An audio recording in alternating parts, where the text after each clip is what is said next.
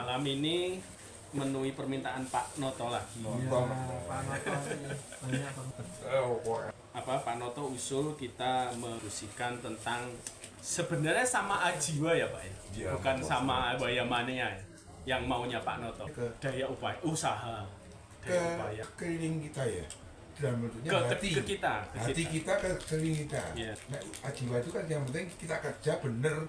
Dua itu ya, dua itu yang mau dibahas. Ya, Jadi yang jiwa ini bagian dari 8 jalan. 8 jalan Arya itu kan ada sama Diti, kemudian sama Diti itu.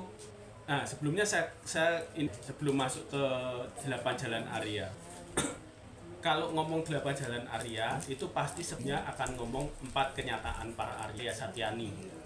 Ini menjadi dasar ajaran 4 kenyataan Arya yang kadang diterjemahkan Catari Arya Satyani ini secara terjemahkan 4 kesunyataan mulia, 4 biasanya 4 kesunyataan mulia ya Mas.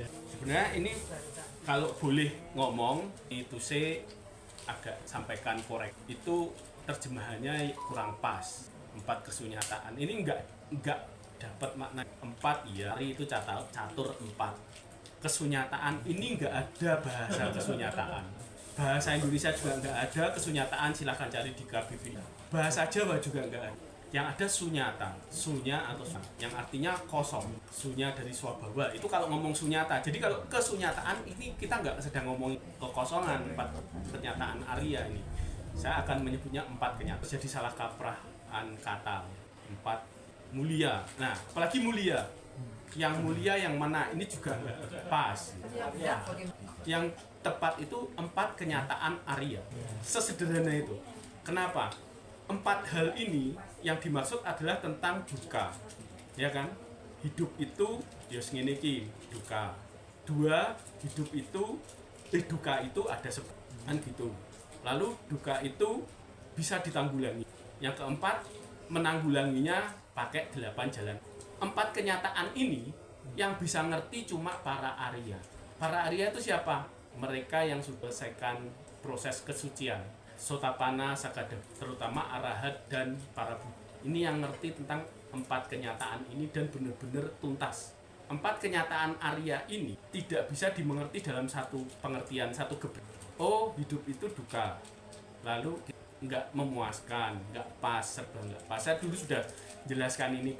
Yang dimaksud duka ini bukan penderitaan, tapi kondisi yang serba tidak. Bahkan dalam kondisi senang pun kita bisa tidak. Kemudian duka itu ada sebabnya karena kita tenggelam dalam dikotori dengan. Kemudian yang ketiga, ini bisa ditanggulangi. Duka ini bisa kalau kita bisa kondisi yang akan kita alami, ini adalah nirwana. Nah, nibbana juga sering, padahal kita bisa ngalami. Kemudian jalan untuk mencapai ini, nah, makanya ini baru satu gebrakan, baru pengetahuan. Yang kedua, duka benar-benar, yang tadi baru tahu, oh hidup itu duka. Nah, yang kedua gebrakannya, duka benar. Sebab duka sudah saya mengerti. Yang ketiga, lenyapnya duka, tertanggulanginya duka, saya tahu cara mengalami. Yang keempat, jalan untuk menanggulangi duka 8 ini, saya bisa merealisasikannya. Saya bisa Yang ketiga, 3 kali nih dimengerti. Yang ketiga, duka benar-benar sudah saya tanggulangi. Saya ngerti betul duka itu apa dan saya tidak lagi terumbang masalah hidup. Yang kedua, sebab duka saya juga sudah bisa atasi. Triwisa itu saya bisa tanggulangi semua sampai tuntas. Yang ketiga, pengalaman selesainya duka ini saya benar tahu, pengalamannya bukan kurang lebih. Yang ketiga, yang keempat, 8 jalan. Kalau sudah sampai 3 permutasi ini, kita ini baru di level tahu yang kedua dan ketiga. Jadi makanya pengertiannya 4 kenyataan para Arya, karena kenyataan 4 hal ini hanya bisa dituntaskan oleh para Arya. Catari Arya Satyani, pas sederhananya begitu saja. 4 kenyataan yang realisasi, yang dimengerti, yang jadi bukan 4 kesunyataan mulia, nggak ada kesunyataan, nggak ada sunyata di situ. Ini bahasa yang salah kaprah kesunyataan. Masih benar, iya masih mending 4 kebenaran. Yang mulia bukan kebenarannya sebenarnya. kebenarannya biasa-biasa, kebenarannya duka hidup ini setiap hari kita ngalami kok. Kenyataan itu ya, bukan kebenaran Bang. Kenyataan sebenarnya. Realitas hidup kita, bukan Pancaskanda ini akan rongrong oleh sebab duka, gawisa itu. Akan sulit mencapai ketenangan kalau kita masih terikat. Tapi ini bisa ada nih kalau kita mau berupaya, ada nih jalannya, bakal ketemu terakhir 8 jalan. Inilah cara kita untuk kita belum jadi Arya, 8 jalan Arya juga, 8 jalan yang direalisasi, bukan 8 jalan bukan artinya bukan 8 jalan kebenaran, juga bukan 8 ruas jalan tengah beruas 8, itu juga nggak seperti itu. Karena sederhana, Arya, Atangika, Maga gitu. Arya para Arya, Atangika 8 ya, Maga jalan. 8 jalan yang ditempuh para Arya. Karena ya para Arya, kalau kita ini nanti menentara bertahap, akhir level Arya kita baru tuntas memenuhi. Sebelum kita mencapai kualitas para Arya, jalan ini kita hanya bisa memenuhinya. Itu butuh upaya keras. Makanya ini nanti biasanya diterjemahkan, kita masuk ke biasanya diterjemahkan semuanya pakai kata benar, pandangan dan benar, lalu ucapan benar, lalu usaha benar, lalu mata pencarian benar, lalu perhatian benar, lalu semuanya pakai benar biasanya. Ya toh, untuk benar ini nanti pertanyaannya ya toh relatif toh, benar karepmu apa benar karepe sapa. Sehingga menggunakan kata benar mungkin lebih pasnya pikiran yang salah. Karena referensinya daripada kita pakai benar itu relatif, benar pihak siapa, pikiran yang selaras dengan apa? Dharma Buddha Dharma. Kan Dharma kita Buddha Dharma, ajaran Buddha. Nah, kita menyebut ajaran Buddha ini Buddha Dharma, jangan Buddhisme. Karena bukan ism. Ajaran Buddha ini bukan ism, bukan bukan isme, bukan satu faham. Isme itu faham. Buddha Dharma ini bukan faham, tapi cara hidup. Orang Hindu nyebut ajarannya bukan Hinduism sebenarnya. Mereka akan lebih suka bilang Buddha harusnya seperti itu. Jangan disebut ism, karena itu faham, pandangan yang doktriner. Nah, sebenarnya Buddha Dharma bukan. Kita menjalani hidup sesuai dengan bukan doktrin. Wong kamu boleh bantah kok. Kalau doktrin kan harus begini, nggak boleh dibantah kan gitu. Ya. Kalau ini kita membantah, berargumentasi terhadap ajarannya, berdialektika terhadap ajarannya, monggo. Tapi kalau dijalankan ini jadi cara hidup, gunakan cara pandang, cara pikir kita yang selaras, cara ucap kita yang selaras, cara perilaku kita, cara usaha kita yang selaras. Jadi kita pakai kata selaras, mungkin selaras dengan, saya kira itu. Nah, nanti masuknya ke kita mulai dari awal. Kenapa ditaruh di depan? Sebenarnya 8 jalan Arya ini tidak linear sebenarnya. Awalnya harus, tapi ternyata dari studinya mengkaji urutan ini memang cara pandang kita kadang-kadang muncul pertanyaan, kenapa yang kedua malah pikiran yang selaras? Bukankah Buddha di Dhammapada misalkan itu menyebutkan pikiran adalah segala sesuatu dimulai dari pikiran? Kenapa kok mulainya justru dari diti di 8 jalan? Kenapa bukan di sangkapa, sama sangkapa? Pikiran ini kalau di dalam bukan sama cita, bukan dalam istilah Buddha Dharma ini kan Buddhis bahasa Pali itu kan istilahnya banyak ya. Untuk pikiran saja itu ada beberapa istilah.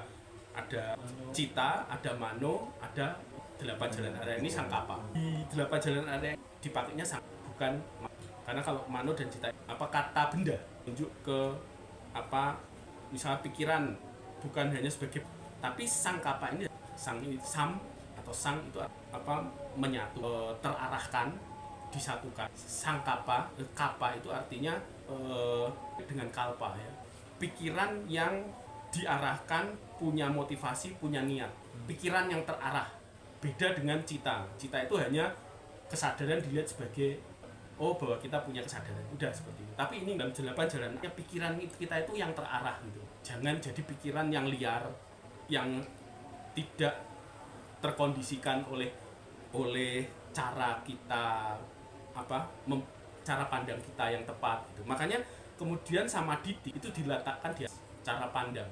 Samadhi ini seperti peta atau mungkin kompas yang memberi kita arahan.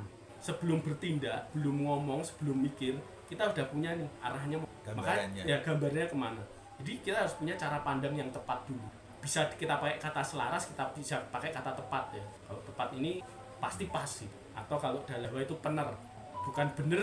Bener kan tadi relatif benar, tapi bener itu mesti pasti sesuai lokasinya tepat, kondisinya tepat semuanya. Jadi sama Diti itu cara pandang kita itu yang tepat itu yang seperti apa sih?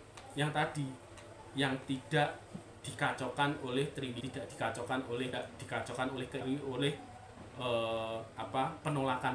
Dua ini urusan menginginkan atau yang kita anggap bakal berguna buat kita untuk survive kita, menyenangkan kita, membuat kita nyaman, kita menginginkannya lebih banyak. Biasanya diterjemahkannya tanha seperti itu terlalu sempit, lebih luas. Apapun rasa tidak berkecukupan kita, bukan keserakahan, tapi menginginkan lebih, duesa, penolakan. Ini artinya memang penolakan, bukan kebencian. Kebencian itu terlalu ekstrim. Itu hanya kalau kondisi penolakannya makin berat, kan baru kita bilang benci. Tapi kalau saya nggak suka toge, kan saya bukan benci toge. Saya hanya menolak toge, kan gitu. Saya nggak makan toge, kan makan. Nah, kita ini banyak sekali penolakan yang kita tidak survive kita itu operasional antara menginginkan lebih banyak atau menolak. Yang berbahaya itu yang menolak ini, tindakan terburuknya bisa sampai membunuh. Ya toh? Nggak suka sama kecoa, kan menolak kan? Kalau perlu pakai sandal jepit. Jadi lebih bahaya menolak daripada, karena menolak ini dampaknya bisa menghancurkan. Kalau menginginkan ini paling yang rusak kita sendiri. Pengen banyak ini kita loh yang karena tidak cukup, kita dirongrong bagaimana caranya kita memenuhi berbagai kebutuhan dan kesehatan. Kalau semuanya terpenuhi saya bahagia, kan gitu loh. Nyatanya kalau kurang terus mungkin ya. Justru bahayanya keinginan adalah kalau bisa dipenuhi. Karena begitu bisa dipenuhi jadinya ketagihan. Mumpung iso terus. Jadi bahayanya justru bukan karena nggak bisa dipenuhi. Kalau nggak bisa dipenuhi biarkan aja, nanti juga muncul pengen apa, pengen makan enak apa misalnya, pengen uang lebih banyak. Kalau pas lagi mentok nggak dapet uangnya, nanti kan pengen yang lain lagi muncul. Pikiran kita ini kan liar, munculnya macam-macam gitu. Pengennya macam-macam. Ini operasional kita urusan akarnya kebingungan. Karena kita bingung, nggak ngerti kita ini, yang kita tahu cuma bagaimana memuaskan keinginan atau menghindar. Karena bingung, nggak tahu, itu saja. Nanti perkembangannya dari cara pandang ini, pengaruh dari 3 bisa ini, 3 bisa. Ini membuat cara pandang keliru. Melihat dunia itu jadi keliru. Misalkan tadi, karena menginginkan melihat dunia, saya pikir kalau saya penuhin saya bahagia, kan gitu. Itu kan sudah cara pandang keliru. Atau apa yang tidak cocok dengan saya singkirkan. Terus cara pandang yang keliru lagi, menganggap bahwa segala saya akan abadian pada ini juga keliru. Semuanya ternyata berubah dan lainnya. Kemudian suatu nyatanya ada. Kalau kita mempertahankan mengharap segalanya ajek, oh saya nggak boleh keriput, oh saya ini lahir cantik kok, harusnya sampai mati cantik gitu ya. Usaha boleh, nyatanya harus duka tadi. Ada yang benar duka ini ya, kadang ini duka itu kan juga kata Pali itu kan. Wah, ini Iya, duka artinya hidup. Hidupnya wis ngene iki. Kadang munggah, kadang mudun, kadang susah, kadang seneng. Enggak ono sing ngajak. Kan gitu toh, hidup toh. Ya itu duka kan begitu maksudnya. Ya udah. Kita kadang terjemahkan duka itu ribet kali. Penderitaan lah, tidak memuaskan lah. Padahal kenyataannya hidup itu loh. Hidup yang kita alami itu loh. Up and down kan gitu kan. Duka kan begitu. Yang dimaksud kenyataan duka itu kan hidup kita ini loh selalu up and down. Gak ada yang pas, gak ada yang memuaskan. Enggak. Sesederhana itu. Urip iku panandang kalau bahasa. Apa yang kita alami itulah hidup. Yang kita alami apa? Kadang susah, kadang senang, kadang sebel, kadang seneng, merasa sukses, kadang merasa jatuh, kan gitu. Itu Buddha itu cuma sebenarnya cuma pengen ngasih tahu ini loh. Kalian itu hidup kalian itu sudah kayak gini kondisi. Terima saja. Ketika Buddha bilang duka samu, kenyataan hidup itu duka, artinya uripmu kok ngene iki lho. Tompono. Terima saja apa adanya. Karena cara pertama untuk kita berdalam hidup terima. Semeleh. Tompo apa anane. Buddha cuma ngajarkan sesederhana. Kalau nggak bisa nerima, ya tadi kita pikir kita nggak akan pernah keriput, nggak pernah sakit, nggak boleh tua. Kan kita pikir pengennya gitu kan, ajeb terus. Ya kan konyol. Hidup nggak seperti itu. Hidup itu pasti tua, sakit, mati gitu. Kalau bisa nerima itu selesai, nggak ada yang perlu disusah. Kan itu toh, Buddha kok nggak sulit aja dan tapi kita kasih bahasanya kok dengan cara pandang. Lalu yang ketiga, cara pandang yang biti, cara pandang yang pas, yang harusnya kita pegang itu adalah ini loh, tidak ada yang tadi tidak, dan tidak ada aku yang perlu dipertahankan. Saya ini gara-gara konsep saya, aku ini, kita ini konflik, kita selalu merasa perlu eksis di mana eksistensi ini jadi persoalan, diduga jadi masalahnya apa? Kalau nggak dianggap jadinya sedih. Kalau eksistensi kita lagi tinggi jadinya sombong. Kalau eksistensi kita rendah, lebih rendah dari yang lain, jadi malu, mampu, lalu pengen jatuhkan yang lain. Aku ini loh, tidak ada aku padahal, bukan aku. Kita punya konsep nih. Kalau kita bisa punya cara pandang ini selaras dengan apa Triwisa tadi, ini akan jadi kompas kita. Sudah pegang ini, selanjutnya cara pikir kita akan, cara ngucap kita akan, cara kita bertindak akan waca, sankapa kan, jadi artinya cara pikir diselaras, lalu cara mengucap kita akan jadi selaras dengan cara pandang yang tepat, dengan cara pandang yang selaras. Kemudian yang kelima, usaha ya Pak ya, usaha yang selaras terkait dengan cara kita menjaga kualitas. Nah ini aspeknya spiritual nih. Hidup saya harus selaras, kalau enggak ya. Cara usaha yang selaras, yang tepat, ini adalah jalan spiritualitas. Bagaimana gitu kan?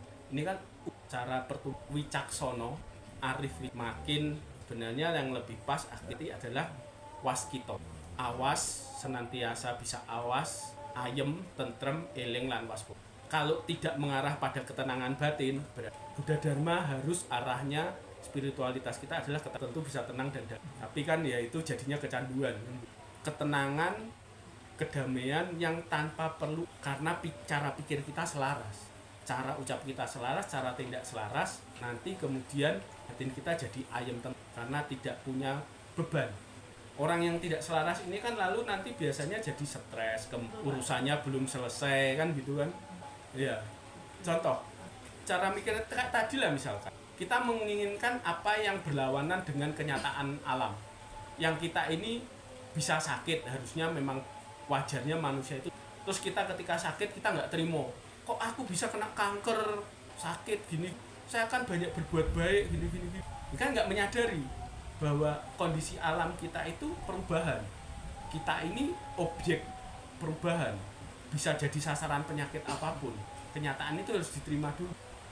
Tapi ketika tidak bisa terima kan stres kan pikirannya kan. Beda kalau orang sakit semeleh terima, oh iya ini waktunya saya leren sakit kan gitu.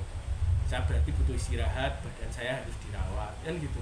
Alih-alih daripada saya nggak bisa, saya harusnya sehat, urusan saya masih banyak kan gitu.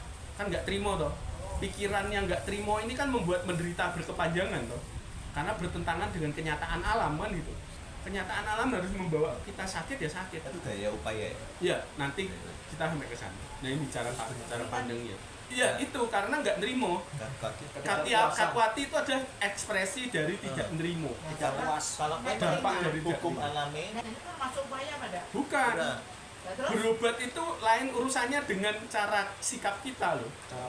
Cara pandang kita beda loh. Berobat itu satu hal, upaya untuk berobat itu satu hal, cara kita nerima penyakit itu hal lain. Nah iya. Sakit, berobat, orang sembuh, terus tidak berusaha itu termasuk cara putus pandang asa. Kalau tidak berusaha kan berarti putus asa. Enggak, tapi kan wes nerimo aku loh. Pengertian nerimo itu bukan tidak usaha loh.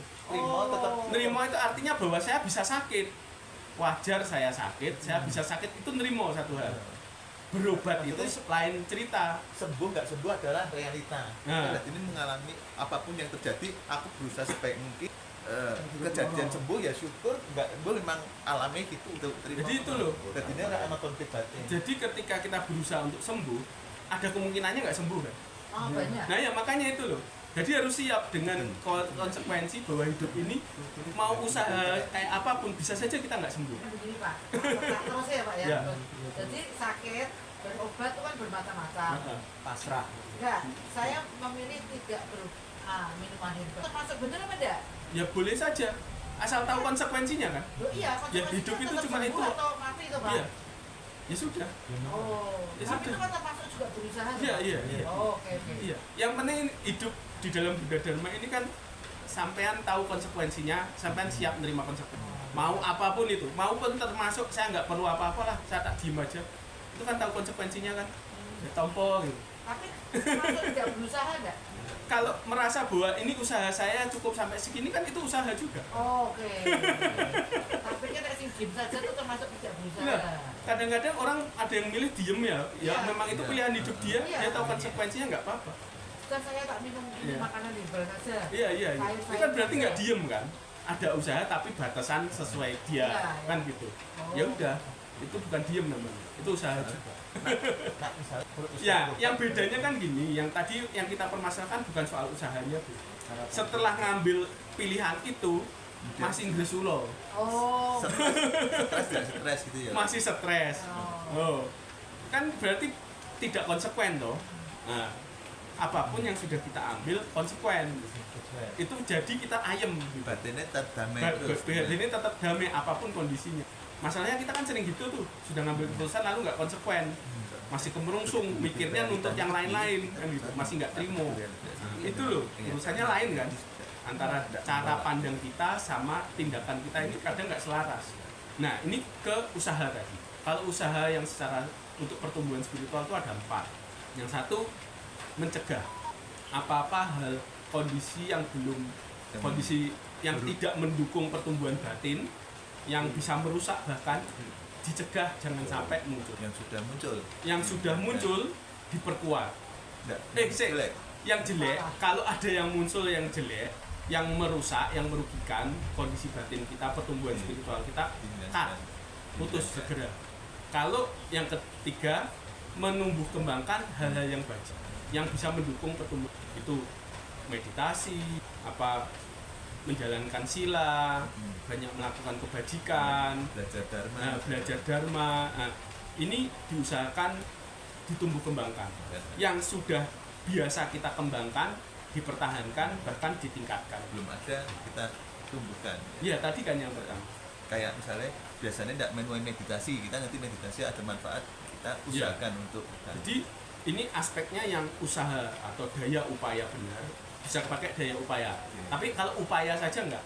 Kata ini kita perlu hati-hati juga. Bukan upaya benar, tapi harus di depannya harus kata daya. Karena upaya itu artinya strategi. Sementara usaha itu artinya tindakan. Tindakan yang sungguh-sungguh, usaha itu artinya. Daya upaya itu artinya juga berusaha dengan sesungguh-sungguhnya dengan cara yang pintar. Daya upaya. Tapi kalau upaya saja artinya strategi. Lah golek rezeki kok angel, lah upayamu piye kan gitu. Strategimu piye, caramu piye kan gitu. Upaya itu artinya strategi. Kalau daya upaya, daya itu artinya kekuatan ditambah upaya. Jadi kekuatan plus strategi. Itu yang artinya daya. Kalau usaha itu artinya effort atau tindakan yang ingin mencapai target tertentu. Jadi ini 4 hal ini yang perlu dikembangkan dalam daya upaya atau usaha. Yang jelek jangan sampai muncul. Yang sudah muncul yang jelek ini cut secepat-cepatnya. Jangan sampai tumbuh memenuhi kotor batin kita, triwisa tadi misalkan. Kemudian yang bajik, yang belum tumbuh dimunculkan, dikembangkan, ditumbuh kembangkan. Yang sudah muncul, yang biasa kita sudah kembangkan, ditingkatkan lagi 4 ini. Kalau ingin punya pertumbuhan spiritual. Kalau kita nggak ngerti itu, kita kebalik-balik biasanya. Yang jelek ditingkatkan. Yang terus yang nggak ada, jeleknya nggak ada, ditumbuhkan malah balik. Ini daya usaha atau tadi kan Pak yang ditanya Pak Noto kan sama Wayama kan? Ini 4 hal ini Pak. Ini sebenarnya juga berlaku dalam urusan sehari kita kan gitu. Termasuk hubungan. Hubungan yang baik dipertahankan kan gitu. Hubungan yang tidak baik putus saja gitu. Kalau bisa diperbaiki kan gitu. Berinteraksi sosial ini loh dengan orang lain kan gitu. Yang toksik misalkan cut. Nah, yang toksik cut. Nggak ada gunanya. Buang-buang energi kan gitu. Membuat batin kita Iya. jadi ikut negatif Pak. Jadi ikut busuk, bikin rusak gitu kan. Nah, ya. Terus yang sudah baik pertahankan. Persahabatan yang baik itu penting. pertemanan yang baik, kumpul kayak gini penting. Ini bahkan Buddha menyebutkan kalau persaudaraan yang baik, sangha ini yang kita sebut ini sangha upasaka, upasika, kalyana mitra ini bukan sebagian dari hidup suci, tapi keseluruhan dari hidup persahabatan yang baik, persahabatan yang selalu meditasi bareng, diskusi dharma bareng, saling melatih, saling mengingatkan kebajikan. Ini 100% mendukung hidup suci, mencapai kualitas spiritualitas. Bukan sebagian, bukan pelengkap, bukan, tapi dibutuhkan. Kalyana mitra itu artinya sahabat atau teman yang bisa diandalkan, teman andalan, teman yang bisa diandalkan. Lalu lamanya lamanya dari teman yang diandalkan itu kalau semakin kita bergaul dengan mereka, kita malah semakin terperosok menjauh dari kebenaran. Itu teman yang merusak ya. Visaya mitra. Teman parasit. Sebutannya Visaya mitra. Ya. Terus tadi yang waca, sangkapa, waca dan tindak kamanta ya, yang pikiran, ucapan dan perbuatan saya nggak jelaskan lebih panjang ya. Nah, kalau perbuatan jelas sila kan gitu. Kalau waca, ucapan yang selaras, yang tepat itu juga ada di sila kan gitu. Yang artinya ucapan yang tidak mengadu memecah belah, tidak misuh-misuh ya. Pokoknya omongan yang merusak, yang merugikan, yang manas ke kuping itu dihindari. Ini nanti dampaknya semua nanti ujungnya kan sebenarnya 8 ini nanti ke nirwana tadi urusannya nanti kita lalu usaha sudah. Yang ke berikutnya bukan nggak ada wirya, tadi kan daya upaya atau usaha sudah. Nah kan ajiwa sama ajiwa yang ditanyakan Pak Noto seringkali diterjemahkannya mata pencarian benar ya toh Pak. Ini terlalu sempit. Sama ajiwa ini diterjemahkan mata pencarian benar ini terlalu sempit. Sebenarnya maknanya itu lebih luas. Cara kita berinteraksi itu jangan merugikan yang lain. Pengertiannya sebenarnya itu sama ajiwa. Bukan soal urusan cari duit, bukan urusan cari kekayaan. Ya. Kan diterjemahkan penghidupan benar atau mata pencarian benar. Urusannya bukan cuma itu. Tapi cara kita berinteraksi dengan siapapun itu jangan merugikan orang lain. Tidak boleh menipu ya. Ya, poinnya kan itu. Kan kemudian di mata pencarian benar salah satu poinnya jangan menipu, ya kan?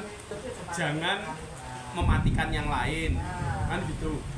Jangan membuat yang lain menderita gara-gara kita ingin dapat untung. Jangan ada maksud tersembunyi ya. Nah, jangan gara-gara kita cuma ingin dapat untung lalu fitnah yang lain misalkan ya, jatuhkan yang lain. Piapianan harga itu termasuk. Oh enggak, itu lain cerita. Itu lain. Perang harga kan? Ya. Enggak apa-apa itu perang bisnis itu kan. Itu strategi itu. Itu maksudnya upaya itu. Tapi kan gara-gara perang harga, orang Amerika kita dia nggak dapat untung. Nah, tapi ini dulu. Makanya saya coba jelaskan lebih bisa oke, bisa nggak oke, Ci. Oke. Di dalam konsep sama ajiwa ini. Jadi ini kan cara kita berinteraksi dengan orang lain itu jangan sampai merugikan. Termasuk kalau itu kemudian akhirnya menghancurkan orang lain, cara bisnis yang tidak fair itu juga dihindari. Akhirnya menghancurkan orang. Cara bisnis yang tidak fair atau cara penghidupan, cara kita dapat untung nih biar kaya, biar makmur saya sendiri gitu kan. Misalkan tadi koncone harganya dijatuhkan sampai bener-bener dia sampai nggak bisa apa-apa sama sekali. Itu juga perilaku yang tidak fair kan sebenarnya. Padahal kalau yang fairnya kan, kita ngomong fair kan, fairnya kan dagang itu ya harganya yang pantas, cari untung ya cari untung tipis ya wajar. Tapi kalau sampai tidak untung buat matikan yang lain, lalu kita menghancurkan pasar misalkan, itu kan sudah berdampak merusak. Ini jadi tidak fair. Jadi kan nggak harus gitu. Jadi yang diukur nanti, yang dipertimbangkan adalah dampaknya. Akan merusak atau tidak merusak terhadap lingkungan. Termasuk misalkan bisnis punya pabrik, buang limbah sembarangan. Itu juga tidak fair. Kan gitu, merusak lingkungan. Mentang-mentang dapat izin HPH nebang hutan dibabati habis sampai banjir, rusak lingkungan, itu juga tidak fair kan gitu. Oh ya, termasuk jual racun, jual apa-apa yang bisa merusak lingkungan, bisa mematikan yang lain kan gitu, termasuk senjata kan gitu. Jadi intinya sebenarnya ini kalau dipersempit ya, urusannya dengan mata pencarian, dengan profesi kan akhirnya lebih luas nih, nggak cuma mata pencarian tapi profesi kan gitu. Profesi nipu kan juga profesi ada kan gitu. Jangan profesi yang seperti itu kan gitu. Urusan mbek tanggane iki ora ngakal-akalan kan kayak Pak gitu. Ito, kalau urusan dokter misalnya apa yang untuk profesi dokter bagaimana yang benar bagaimana? Dokter misalnya meresepkan obat yang sebenarnya tidak terlalu penting buat pasien, kadang-kadang kan ada karena ditarget sama apotek kan gitu kan. Pokoknya diresepke vitaminnya akeh-akeh kan gitu. Padahal nggak butuh. Namanya vitamin kan dikonsumsi kalau berlebihan dibuang kan. Ya kan nggak perlu misalkan. Dan kadang-kadang rumah sakitnya begitu marah buat ICU kasih obat gerak kambuh rebuk kaki kok tinggal kaki gitu Pak banyak. Ya, kita nggak bisa berprasangka buruk seperti itu sih. Ya, kita nggak bisa, tapi memang ada. Kalau dokter meresepkan kebanyakan itu ada, itu kita tahu. Tapi kalau kita berprasangka buruk bahwa rumah sakit memasukkan obat-obatan yang tidak habis di stok mereka itu ya mungkin kita nggak bisa. Oh iya. Tapi nek BPJS mah dilongi Mbak, buatnya Pak. Enggak sih, kalau BPJS sampai saat ini saya berterima kasih. Saya jatah seminggu, ini 20 biji ya. 20 biji ya. Harusnya 30, kan satu hari satu. Isinya 20 loh. Bapak, ya itu BPJS Mungkin Bapak memang harus menghemat. Jangan kecanduan obat. Jangan sih rapat sampai dulu. Pandangannya sudah sembuh belum? Ya, kalau sudah mulai sehat kurangi dosisnya Pak. Jangan banyak-banyak. Jadi harus berpikiran yang benar Pak. Intinya ini loh Pak, cara pandangnya Pak. Ya sejauh ini kalau BPJS buat saya membantu. Sudah Memang menyelamatkan betul. saya beberapa kali. kurangnya itu jebol yang murah. Jadi tadi ya sama Ajiwa. Jadi urusannya sebenarnya lebih luas. Dipersempit hanya masalah mata pencarian. Ini juga mencakup urusan kita berhubungan dengan teman. Jangan merugikan teman, jangan nakal-nakali tetangga, teman, saudara atau siapapun. Ini sama dengan yang ada di karyanya Metasuta. Tidak merugikan satu sama lain, ya. Terus tidak mencari keuntungan dalam keluarga. Kan gitu. Biasanya ini orang rebutan warisan termasuk. Ya, kalau sudah urusan warisan nanti rebutan ini termasuk di sama Ajiwa ini. Pengen kaya sendiri, sedulurnya dipateni, difitnah, dicoret dari daftar warisan dan sebagainya, direkayasa hukum kan gitu. Nah ini juga cara hidup yang di karyanya Metasuta disebutkan itu kan, tidak mengeruk keuntungan dalam, jangan karena ingin makmur sendiri mengharapkan yang lain celaka, Sikut kanan, sikut kiri. sikut kanan, sikut kiri. Nah ini loh, jadi lebih luas ya sama Aji. Prinsipnya jangan merugikan yang lain, dah gitu aja lah. Jadi batasnya jelas ya Pak. Jelas. Jangan merugikan yang lain. Itu yang tadi sama Mbak Yahma itu maksudnya gitu. Waduh, Ya lanjut. bisa ya? Ya lanjut. Nah itu tentang apa? Pesaing bisnis kita itu malah justru dijadikan sebagai guru terbaik. Oh ya. Bisnisnya gitu. Itu masih di sama Ajiwa Pak. Aji mau ya Mas? Ajiwa.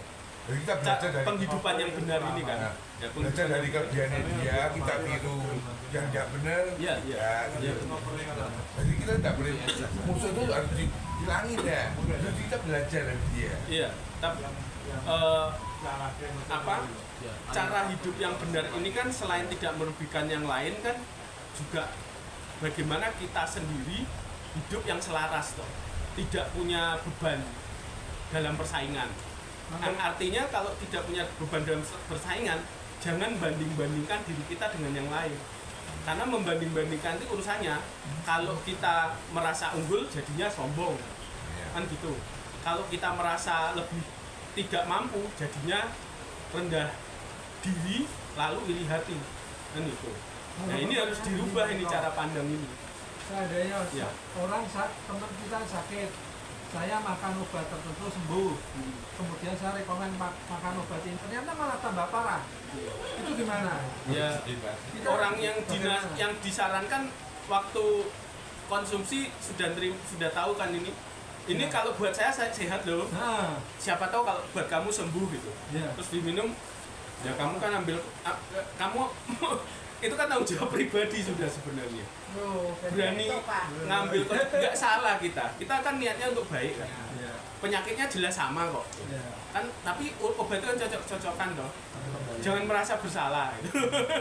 Tapi kadang orang yang ditolong kita malah tutup balik. Ya nggak apa-apa, minta maaf aja toh. Jelaskan aja tuh ya, saya minta maaf, ternyata nggak cocok ya. Itu memang terjadi Pak. Ya, iya, Sekarang itu ngasih obat ke teman menyarankan itu takut efek belakangnya. Oh, Nah, itu loh. tidak cocok. Makanya loh, sangha itu, para biku itu nggak boleh jadi dokter. dokter, nggak boleh ngobati orang. Ini loh masalahnya. Berarti akeh wong loro no Pak Lerano. Ya enggak, ada dokter kok. Kalau orang yang profesinya dokter ya biar dia ngerjakan. Betul. Makanya para biku tidak boleh berprofesi seperti dokter. Biku, para pertapa nggak boleh. Murid Buddha, para biku itu dilarang berpraktek seperti dokter. Ini loh bahayanya. Walaupun dia pernah punya sertifikat dokter lalu jadi biku, jangan berpraktek. Nanti kalau nggak kebenaran, yang tercoreng biku ini ngobati orang malah mati gitu. Pak, berarti kan begini Pak, berarti kan dari biku itu kan menjadi biku tangga Iya. Pak ya. Iya. Berarti biku itu kan tidak boleh jadi dokter sama sekali. Iya. Pun, pokoknya pengobatannya enggak. Terus Kalau ngerawat orang sakit boleh. ya, terus ini rumah tangga kan boleh Pak. Ya. Ya toh. Nah, terus apakah yang rumah tangga itu nanti tidak bisa mencapai nibbana Pak? Oh bisa. Oh, banyak Oh, ya, rumah betul. tangga yang mencapai itu. Karena jalannya dilalui kan nanti pengarahnya ke sana Enggak. juga. Ini soal jaga winaya. Oh. Ini soal jaga kondisi seorang pertapa. Itu tugasnya apa sih? Bertapa, melatih diri, orang ngobati wong, kan gitu. Nanti ngobati jadi nih pertapa dukun. Pertapa geni. Jadi malah urusannya nggak fokus kan untuk mengembangkan dirinya, kan harusnya seorang pertapa biku itu untuk mencapai kualitas diri spiritualitasnya lalu mencapai kesucian, kan itu targetnya. Orang malah nanti sibuk ngobati wong, nambani wong, itu satu masalah bahayanya. Yang kedua, ya kalau sembuh, kalau nggak sembuh dipaido, yang dijelek-jelekkan bikunya, pertapanya, jubahe gitu. Atau egois. Ya, masyarakat itu seperti itu, Enggak pakai biku-biku. bukan egois, menjaga diri. Yang salah yang mencari obat itu. Buku. Tapi kalau biku merawat orang sakit diwajibkan. Kalau ada tetangga sakit, kok ada biku, dia punya kesempatan merawat tetangganya sakit, dianjurkan merawat. Tapi kalau sama dengan mencari blessing sama biku itu beda enggak sama mencari? Itu lain lagi, ngalap berkah toh. Nah, Itu ngalap berkah itu tradisi kita. Wis tak apa-apa lah, bebas aja. oh beda, ini gebuk, biu Ya. Tradisi orang Jawa itu kan suka ngalap berkah. Ya, orang Jawa, orang Tionghoa, wis pokoknya orang Asia itu suka ngalap berkah kemana-mana. Ya wis itu dijalani aja. Yang penting jangan nanti ngalap berkah sajene mateni tanggane gitu kan. Numbalke bayi, numbalke anak, itu lain bukan ngalap berkah itu. Itu enggak berkah namanya, itu malah ciloko kan gitu. Kalau numbal-numbalke itu. Nih, tadi sudah selesai sama Ajiba ya. Ada lagi yang mau ditanyakan soal sama Ajiba? Kok ngomong orang adil Enggak. argumen. Jadi ini soal itu. Oke ya, sama Ajiba selesai ya. Terus jawab ya Pak ya. Sama Wayaman ya. Yang ketujuh sama Sati, perhatian. Ya, perhatian ini kalau dalam latihan perhatian itu atau menumbuh kembangkan perhatian supaya kita punya sati. Ini sati ini eling lan waspodo, supaya kita selalu awas eling lan waspodo. Yang perlu diperhatikan kalau untuk kebutuhan terkait menumbuh kembangkan 8 jalan Arya ini, itu perhatian pada jasmani kita ini sifatnya seperti apa, harus digarisbawahi ini perhatiannya. Sifatnya ya tadi duka tadi, bakal berubah-ubah, bakal tidak bisa sakit, bakal bisa tua, jompo, linu dan sebagainya lah. Pokoknya itu akan diikuti dengan kondisi yang tidak menyenangkan pada akhir. Itu sifat jasmani kita. Akan terjadi perubahan sewaktu-waktu. Bisa gatel, capek dan sebagainya. Nah, itu ini loh perhatian pada tubuh. Bisa dengan vipassana itu. Ya, itu memang latihannya vipassana. Prakteknya dengan ini kaya nupasana, memperhatikan kondisi jasmani kita, perubahan-perubahan dan perubahan ini tadi meliputi tadi ya, yang tidak yang kondisinya akan tidak menyenangkan. Yang kedua juga termasuk kalau kondisi jasmani kita mengalami kenikmatan. Karena kalau kita tidak punya sati terhadap kenikmatan, kita hanyut terhadap kalau kita ketagihan terhadap tidak berguna buat tubuh. Terus juga bukan aku, bukan saya, bukan aku. Jangan keliru. Nanti mempertahankan tubuh ini seperti ini. Tubuh saya ini, aku ini harus seperti ini. Nah, tubuh saya harus karena saya punya konsep tentang tubuh saya seperti ini. Nah, konsep tentang tubuhnya itu yang kedua perhatian terhadap perasaan. Wedana nupasana. Perhatian terhadap perasaan. Perasaan kita ini berubah-ubah. Kadang senang, kadang nggak senang, kadang nyaman, tidak nyaman, kan gitu. Kadang juga netral. Ini perlu diperhatikan. Karena ini bisa ngembang-ambing perasaan ini. Mata, telinga, lidah, kulit jasmani, pikiran kita kontak dengan berbagai objek di luar kita ini nanti akan timbul perasaan kan. Suka, tidak suka, senang, tidak senang, kan gitu. Kalau tidak diperhatikan nanti akan berlarut ini. Dari senang menginginkan lebih, kan gitu perasaan itu. Dari tidak senang menolak, menghancurkan. Perasaan perlu diperhatikan. Wedana, apalagi Penyerapan, sanya, apalagi cita nupasana, pikiran. Perhatian terhadap perubahan pikiran. Pikiran kita ini seperti monyet yang lompat sana, lompat kemana, tidak bisa dipegang. Sebentar mau ini, sebentar mau itu, nggak suka ini, nggak suka. Iri hati muncul. Ini pikiran ini ketika muncul pikiran yang negatif kita tahu ini sedang pikirannya. Ketika muncul pikiran yang dirongrong rasa tidak berkecukupan kita tahu oh ini lagi penuh nafsu, lagi nggak kecukupan. Ini yang dimaksud dengan samasati, perhatian. Yang biasanya latihannya itu sekarang lagi tren one day mindfulness. Harusnya bukan one day kan, tapi everyday mindfulness kan gitu. Berarti ya berarti another day not mindfulness ya. Karena hari ini one day saja mindfulness kan gitu. Mindfulness ini kan artinya sati ini sebenarnya. Penuh perhatian terhadap apapun kondisi tindakan kita, perilaku kita, termasuk ucapan kita perlu diperhatikan kan gitu.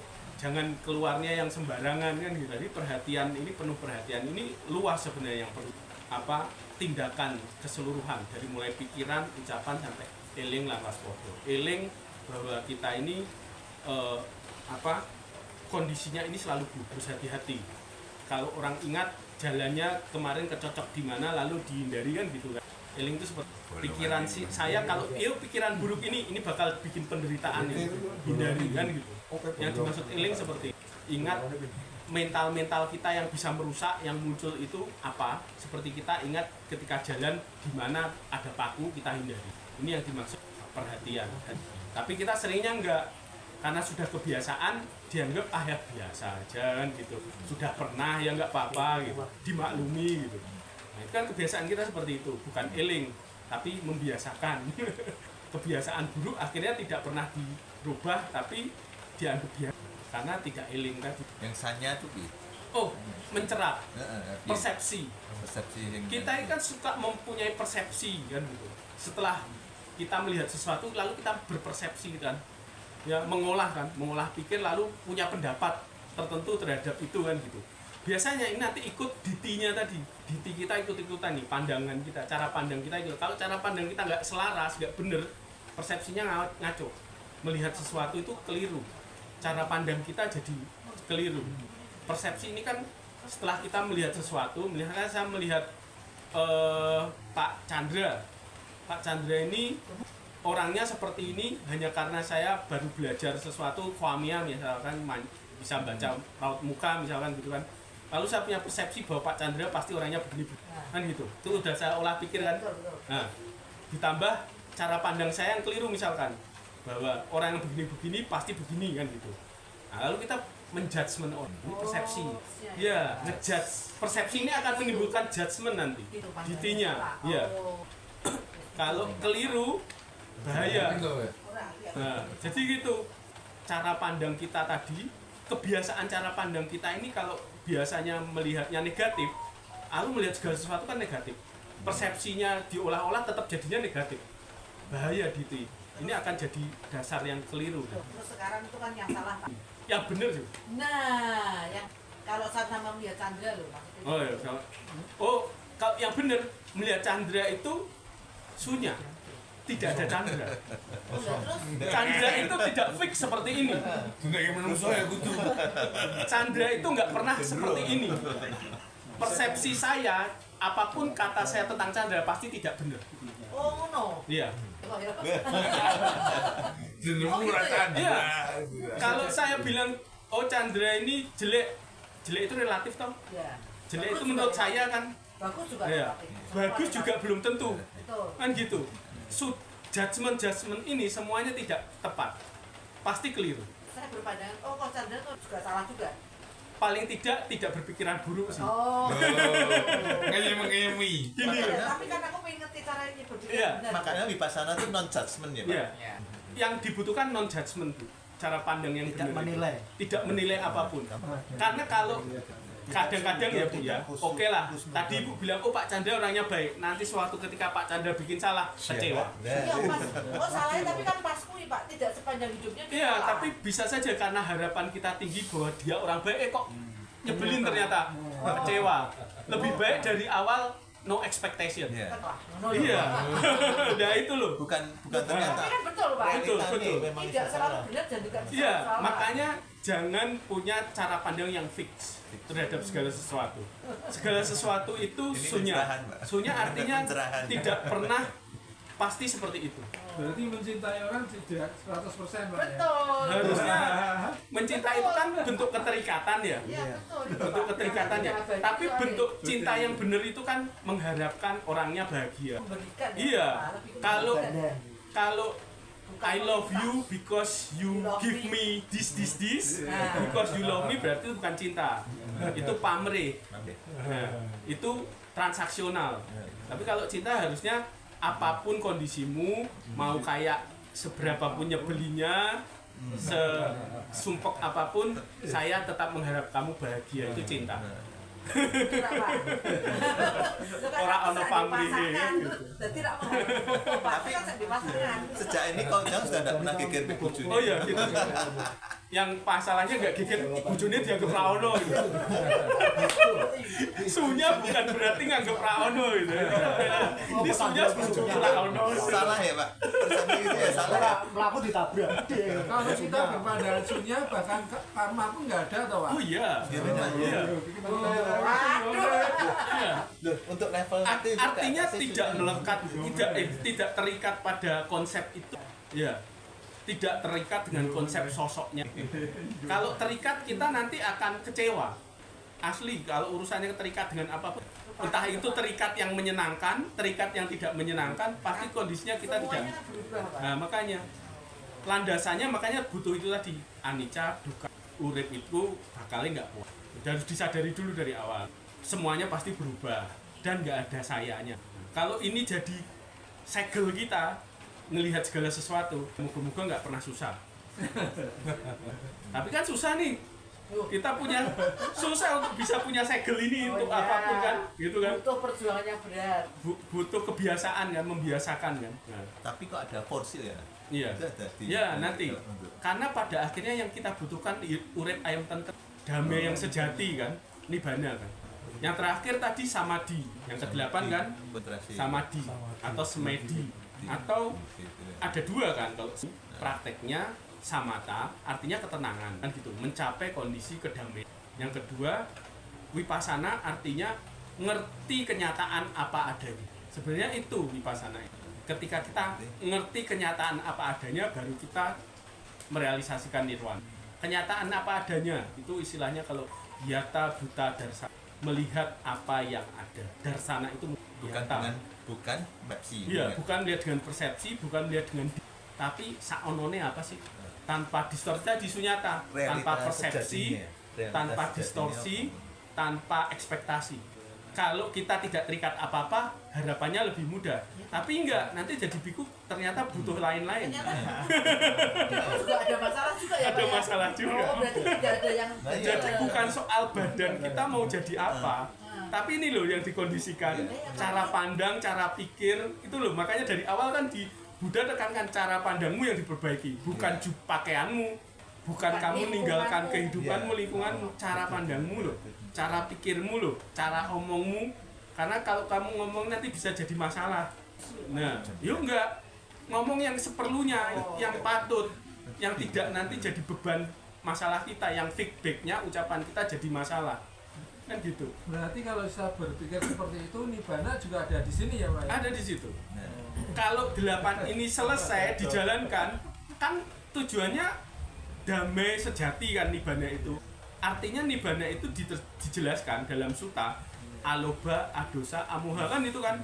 Tidak ada rasa tidak berkecukupan, tidak ada rasa penolakan, tidak ada kebingungan. Pernah nggak kita nggak dirongrong rasa tidak berkecukupan? Rasa ayam, saya semua ayam dino iki wis serba cukup. Pernah nggak? Sekali saja kita merasakan itu. Pernah toh?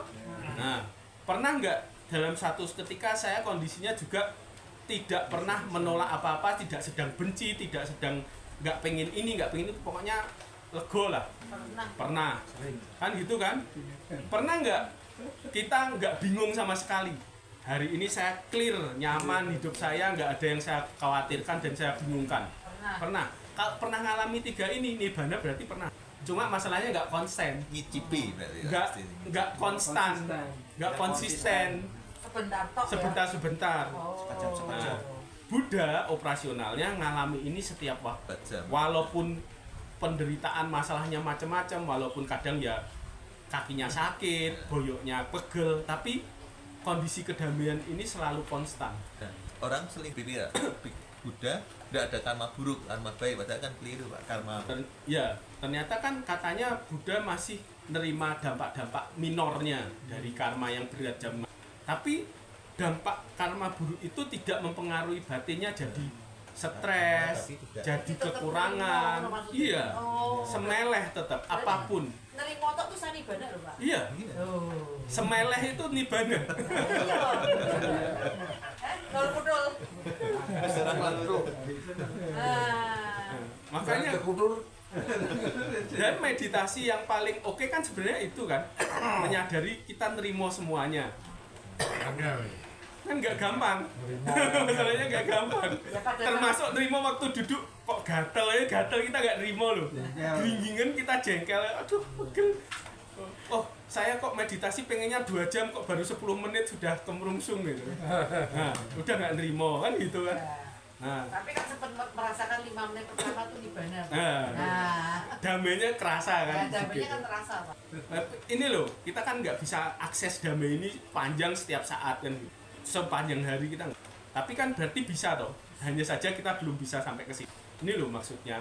Jadi 8 ini nanti tujuannya akhirnya supaya kita bisa mengakses kondisi yang tadi, yang damai dengan kondisi yang konstan.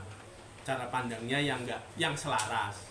Sehingga cara pikirnya selaras. Kalau pikirnya selaras, nggak stres, nggak pusing, nggak butuh ini, nggak butuh itu, nggak nolak ini, nggak nolak itu kan gitu.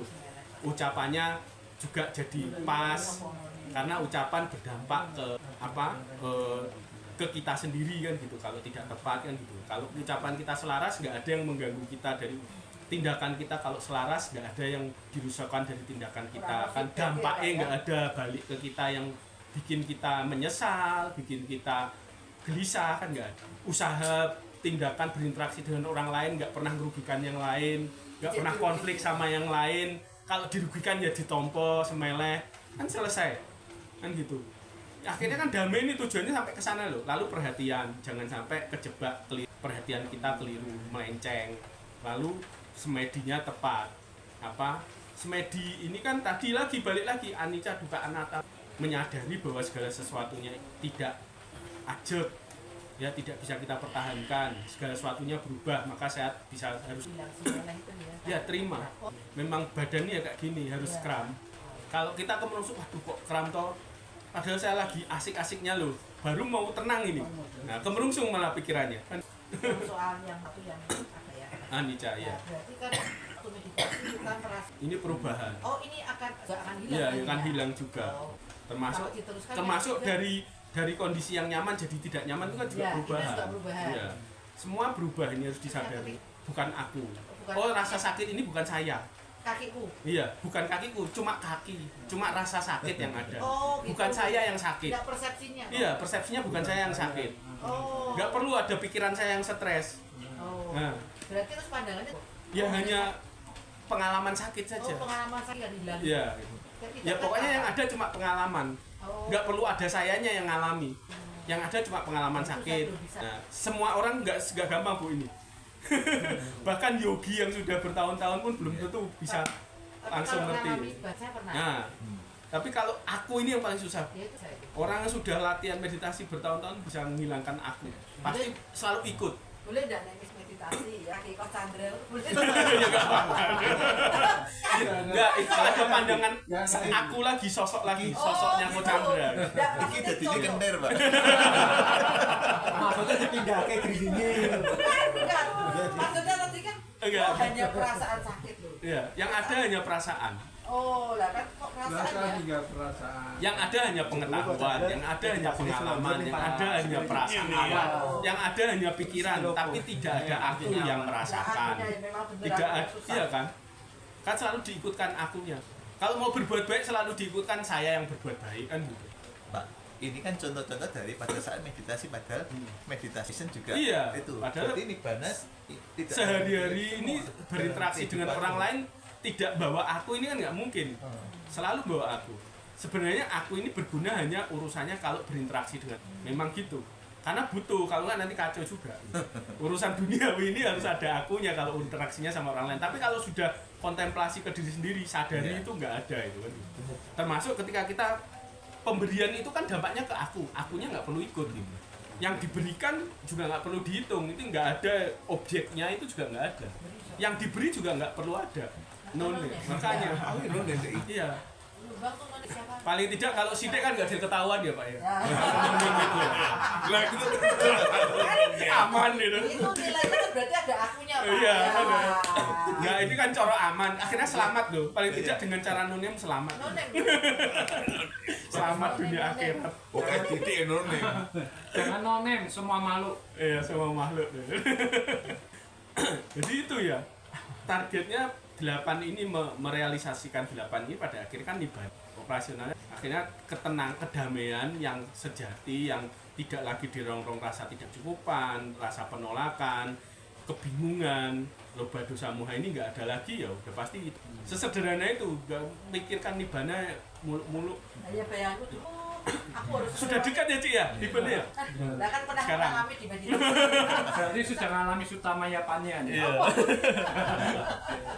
Sebenarnya kan semuanya itu hanya proses timbul berlangsung Iya, banyak.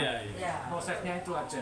Kayaknya berarti nibbana cedek ya Cik ya? Tapi kan saya harus melakukan ribuan kali reinkarnasi gitu loh Pak. Sutamaya Oh, iya. itu Loh, Kalau belum nyampe hari ini kan harus melanjutkan ke berikutnya toh Cik. tapi kan nibbana senang ngerasake Oh iya. Pak, Pak, Oh, sesek oh panjang. kalau soal ngerasake ya Cik. Nah, Ah, udah senang Cik. ngerasake panjang Sip. panjang gitu loh Pak. Ya. Sudah ngerasake. sutamaya panya Ini bareng berarti dia, mengalami nirvana. Orang banyak orang hasil pikir mendengar nibbana kata eko tuh loh. di luar jangkauan gitu loh Pak. Loh, tapi bener loh bayangan saya Iya. gitu loh Pak, jauh. Iya. Waduh, saya harus ngasih berapa puluh ribu kali gitu loh Pak. Iya. Bisa Makanya sampai ke sana. ini salah satu contoh mendengarkan dharma ya Pak. Iya. Sutamaya panya. Sampai kemarin saya kan tanya Pak Eko, Pak, pertobatan itu bagaimana? Iya, Karena iya. dalam rangka menuju kok jauh pun gitu loh Pak. Jadi oke ya. Ya. Bisa dimengerti ya. Ya, gitu. Iya, Pak. Sudah Makasih Pak. sampai nibbana Pak. Udah sampai nibbana ya. Ya, Sipri. saya kira sampai cukup Ya. ya. Nanti selanjutnya harus cinta maya panya. Ini kan harus suta maya panya toh. Bu? Iya, Nanti harus direnungkan kan, cinta maya panya harus direnungkan lagi direnungkan. Tapi harus pakai sampel Lalu dulu.